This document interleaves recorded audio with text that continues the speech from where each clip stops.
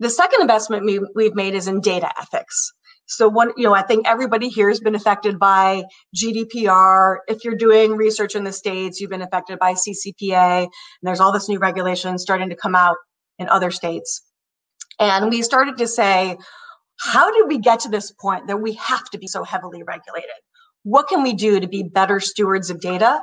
What do our participants expect of us? When we think of our customers, how do we look at this through their lens? And how do we be trustworthy as stewards of their data? And we started making some investments in original research there, but also investments in training ourselves. So one thing I'll recommend to this group is a movie that just came out this week globally on Netflix called Coded Bias, which is all about discrimination and algorithms and how math can literally itself discriminate.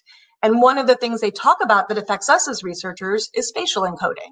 And they talk a lot about how some of these facial encoding software platforms, not only are they less effective at reading darker faces, and in particular, female darker faces, they're less accurate in them. Sometimes they can't read those faces at all. They literally can't recognize a darker face until it puts a white mask on. And so we started saying, wow, we've been using some of these technologies for years.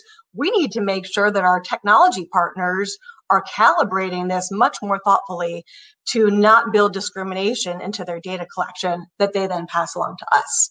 So this has been a journey not only of investing in original research, but investing in training ourselves on how discrimination can surface through different mathematical algorithms and making sure we're not passing that discrimination along to clients.